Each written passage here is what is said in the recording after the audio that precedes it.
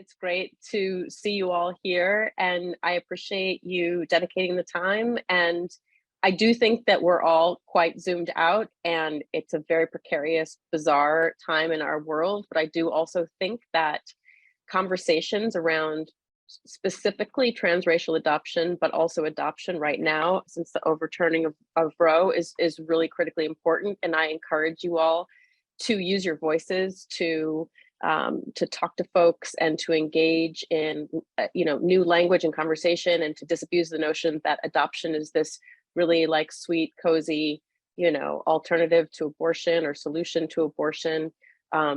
So with that, I'm going to read from the book, and then I'm going to be real happy to hear your questions. Warner, the New Hampshire town where we lived, had a population of approximately 1,400 when we moved there in 1969, and I became its sole Black resident. We rented our farmhouse from longtime Warner residents who owned a lot of land and property in town. The house sat on the top of a dirt road called Pumpkin Hill, which was lined up and down by a dilapidated stone wall of various sized rocks and stones leading into different parts of town on either side. There was a shed connected off the right of our house and a giant freestanding barn to the left, separated from the house by the wide driveway where my friend and I had played that morning. An apple tree with rugged splayed branches, good for climbing, stood planted squarely in the front yard. Not another house in sight, nor a neighbor within earshot. After my friend went home, my sister Rihanna, who at 7 years old had already developed such a keen love for horses that it was almost all-consuming, decided it was time to play her very favorite game, the horse game. We made our horses out of chairs and used curtain sashes for reins. The solitary quiet of our house wrapped itself around our make-believe landscape so thoroughly that the damp dirt and honey scent of our horses filled the room. We heard the gallop of their hooves and felt the pace of their gait, posting to the trot, up and down in the smooth, hard dip of our saddles. Born with 2 freckles above each nostril of her nose, Rihanna wore her shoulder-length hair tucked behind her ears as she led us along a winding outdoor trail. Our horses bucked and neighed as we gave their pretend bellies soft little heel kicks. Her posture was straight, almost rigid, as she sat high and proud in her saddle. "Time to set up camp," Rihanna said, her joy palpable as she pushed the walls beyond her old sisterless imagination into a reality with room for me inside. We pulled the reins to a halt, hopped down and roped the horses to a tree, fed them hay, gave them water, and brushed out their manes. "Let's build a fire here," she said, pointing to a small patch of rug near a standing jade plant tall enough to pose as a short tree, and then began to gather kindling from nearby. I shadowed her movements and tried to match her focus. Rihanna pretended to struggle to open a can of soup because we'd forgotten the can opener, so she had used her Swiss Army knife instead, and finally managed to cut through the top of the can without hurting herself. She emptied the contents into the pot while I held it over the fire so we could get our dinner started. We ate our canned soup out of mugs and then rolled out our imaginary sleeping bags. Rihanna pet the horses one last time before bed. "Good night, horses," she said, her hand so slight and careful, her voice an aria of innocence. Our brother Sean, older than Rihanna by just 2 years, had been playing outside all morning with his friend Charlie, building, crafting, and exploring and climbing. Charlie was kind and funny, skinny and curious, with buck teeth and brown hair. He rode over on his bike from town, where he lived with his reputable middle-class family in a decorous house on Main Street. He loved to climb the apple tree in our front yard and sit among the limbs, looking out at the world around him, but came down to join Sean in working on his latest invention, a go-kart with coffee can headlights and a dish towel cover nailed to 4 pieces of balsa wood, somehow affixed with duct tape to an old radio flyer wagon. "You're welcome to stay for dinner," Mom said as Charlie hopped onto his red 10-speed bike. to head home not too long after he'd arrived. "That's okay, I'll be back," he said, with a wide grin, still high from his time in the apple tree. "The Carrolls," he sang over his shoulder as his bike wheels turned over the dirt and pointed him down the hill towards town, where kids are king. At 3 or 4 o'clock in the afternoon, we all broke from play to gather at the dining room table, covered with a turquoise blue and white gingham tablecloth, set with 4 delicate matching teacups and saucers. Rihanna, Sean, and I waited for Mom to come in from the kitchen with a white ceramic teapot filled with piping hot mint tea and a plate of freshly baked hermit cookies. Our favorite, with their buttery, chewy molasses and clove-sweetened goodness. The smell of them filled the room, and it felt like we were floating in an airy confection. I reached for a second hermit and then a third, my little brown fingers sticky from plucking out the soft, warm raisins and popping them into my mouth. Rihanna had just one, which she ate slowly and relished, and Sean had 4, one right after the other. "Tell me about your day," Mom said, sipping her tea, her long black hair pulled into a low ponytail, folded up and pinned with a barrette at the back of her head. Slight of frame, modest by nature, Mom was buoyant and tireless when it came to mothering us as young kids. While Dad taught art all day at a nearby private college, Mom stayed home with us, ever present, always with an unwavering interest in our stories and questions, packing us into snowsuits in the winter, letting me and Rihanna run around topless in the summer, one creamy white chest, the other toasty brown. She looped her fingers through the thin handle of her teacup and set it in its saucer to rest, smiling and ready to hear our stories. "We made mud pies," I squawked. "And we played horses too," Rihanna said, with gentle consternation, like the big sister she was, reminding me of the importance of our shared game, the game that she had devised and chose to include me in. At dinner time, Dad and Mom carried the dining room table out the back door into the yard just outside the house. The table's 4 heavy wooden legs dug into the grass as Mom and Dad pushed them down farther into the pliant soil to keep the surface steady. With the vegetable garden at our backs and the rusty but still functioning swing set off to the far side of the yard, we sat in mismatched chairs, much less steady than the table, a family of 5, together at the crowning moment of most summer days during our years on Pumpkin Hill, gloriously ravenous after a long day of play. I had changed out of my play clothes and put on an olive green dress with black trim and white buttons down the front, one of a few frilly dresses that were handed down from friends, and which I alternated with the jumpers and tops that Mom made for me and for me herself. Knees pulled up to my chest, I sat with bare feet, toes curled at the edge of my high chair, afro thick and wild, a coarse bunch of small snarls knotted and mangled like the yarn of a fumbled crochet project. Rihanna sat to my left in a regular grown-up chair, wearing a striped short-sleeved t-shirt and long pants. Shoulders slightly hunched now, not like when she was riding her pretend horse, and elbows on the table. Rihanna's facial expressions were always dreamy-eyed, a bit goofy, some mix of wistful and whimsical, as if she and she alone had just seen a monkey wearing diamond-studded sunglasses pull into the driveway behind the wheel of a regular old school bus, and wasn't that kind of great?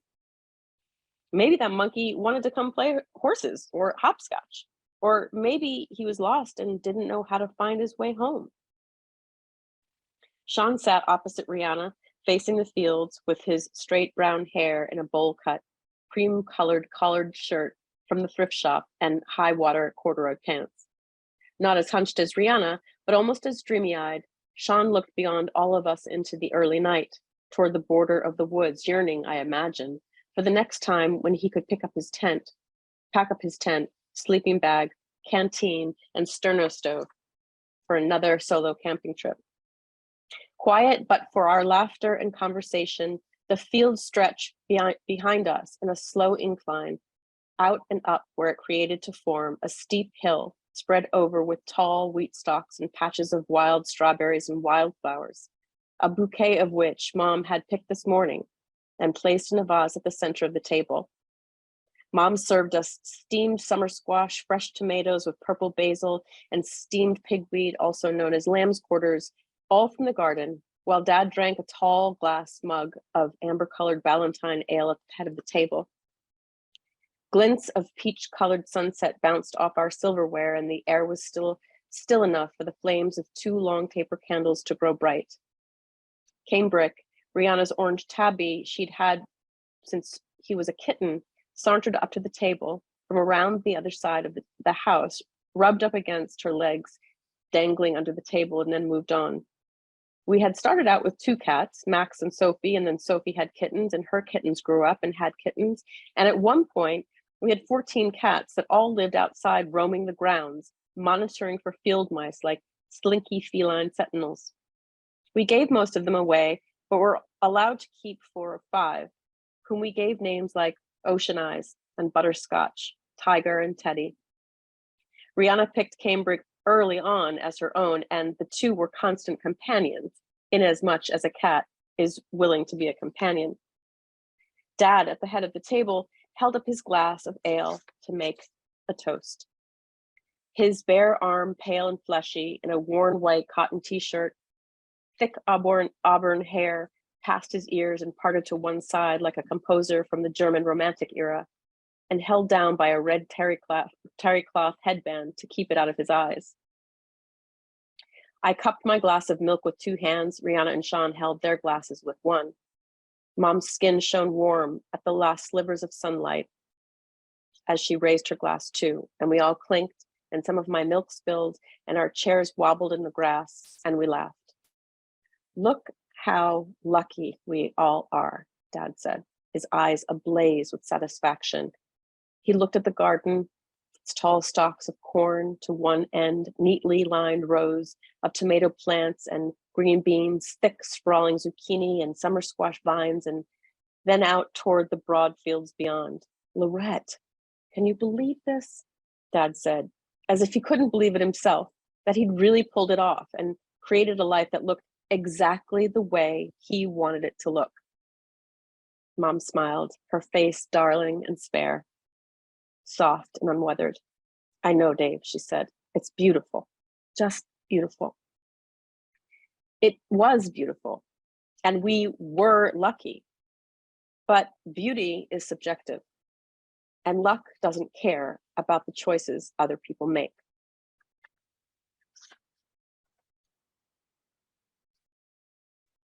She appeared suddenly, like a stencil cutout in the left corner of my eye, a one-dimensional dark silhouette, bending and arching without a face, an abstract image gradually taking the shape of a head attached to a long giraffe-like neck and body. This inky colored figure from afar didn't look like anything or anyone in the books I'd read, the dolls I'd played with, the people in my school, or the people in my family. And yet there was something familiar about her. It felt momentarily like being in a fog, but soon I could make out the tight curls of her afro, like tiny black jewels embedded in an even blacker crown. When she turned toward me, the white of her eyes was dazzling, almost fluorescent, set against the bare brown skin beauty of her face. Her smile seemed as wide as my 6-year-old wingspan, the full vision of her now walking across the studio. And who is this? She said, extending her large, graceful hand. I'm Becky, I said, giving her a good shake.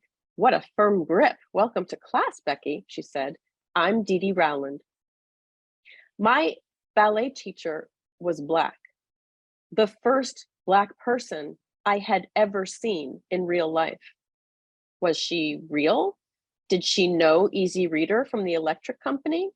Did she go home at night to live inside the TV with him and also the words and letters he carried around with him in the pockets of his jacket? Mrs. Rowland turned to get the attention of the rest of the other girls, all white, as were all the students in my elementary school. I had only known being the only Black kid or person anywhere until this moment, when Mrs. Rowland made me one of 2. Girls, let's get started at the bar. First position.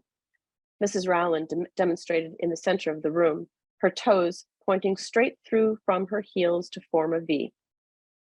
We practiced first through fifth of feet and arm positions, then plies and a round of releves. About halfway through class, we'd already finished one series of grand jetés when I stepped up to take my turn again to fly across the room. You already had a turn, one girl said, with her slender, cap-sleeved arms crossed tightly over her flat, pre-adolescent chest, sleek brown hair pulled into a neat high ponytail. You can't just go again, you have to stand in line. I was standing in line, I told her. You haven't even been here before. You can't just come in and take over the class and go first every time. How was I taking over the class, I wondered. Was I taking over the class? Girls, Mrs. Rowland said, her voice slightly raised. Everybody quiet now. Let's go back to the bar for some roundejons. I turned back toward the bar and saw the girl who told me I was skipping the line lean in, whispering something to one of the other girls.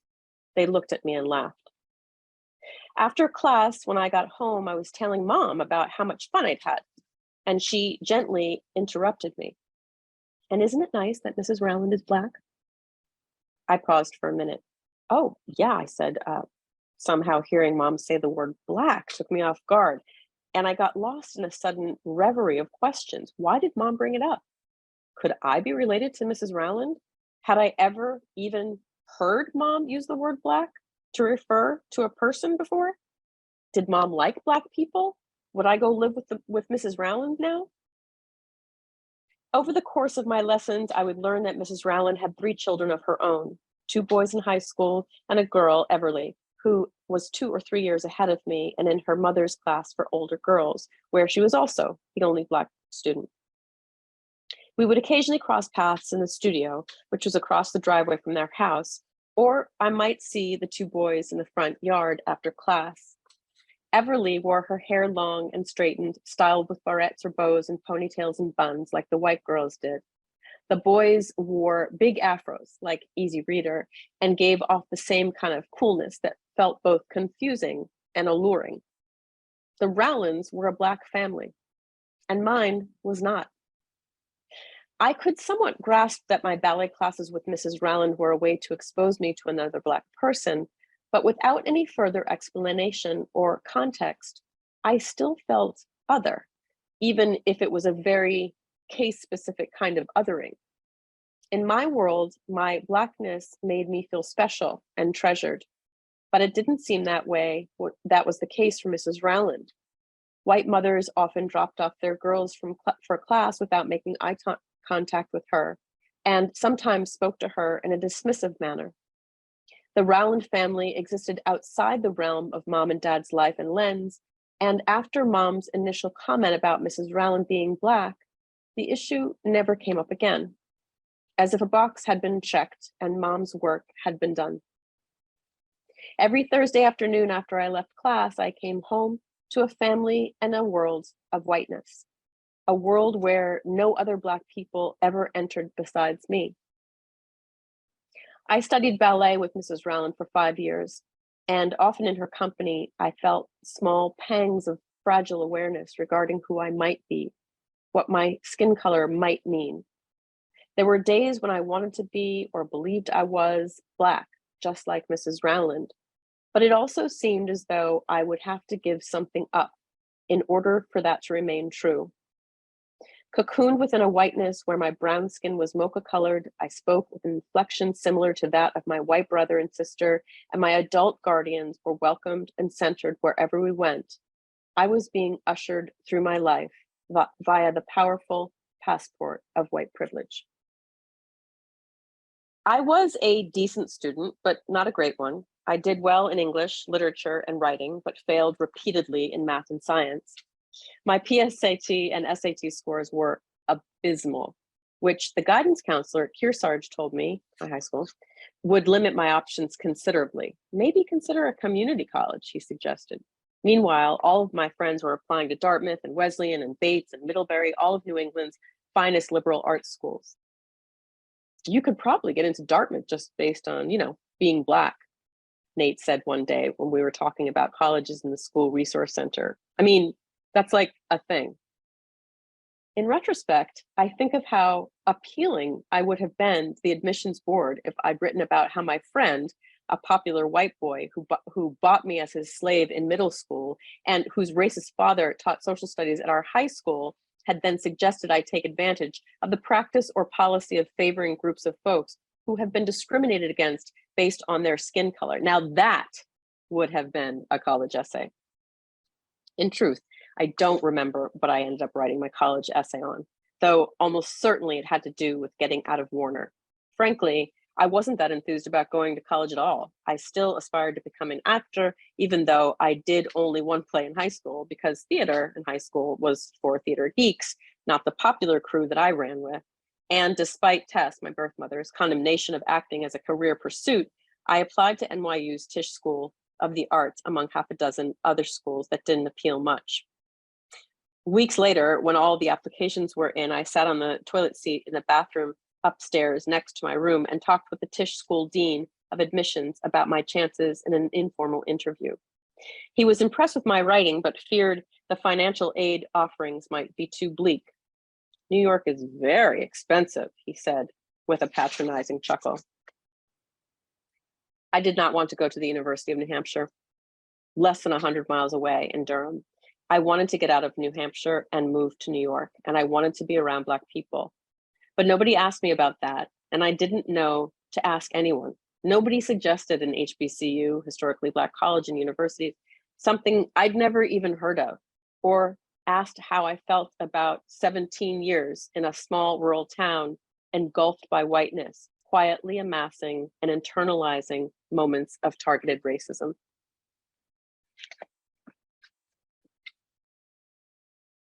Good? More? Rebecca, thank you so much. And thank you, everyone. Thank you so much for coming and for kind of investing the time and also thinking about ways to move forward. I mean, it's really, I keep thinking, and I'm just working on a recent piece about hope as a muscle, because my hope muscle is tired. But we've just got to keep moving forward, and our narratives and our stories and the passion with which we live them is critically important as ever. So thank you, everyone.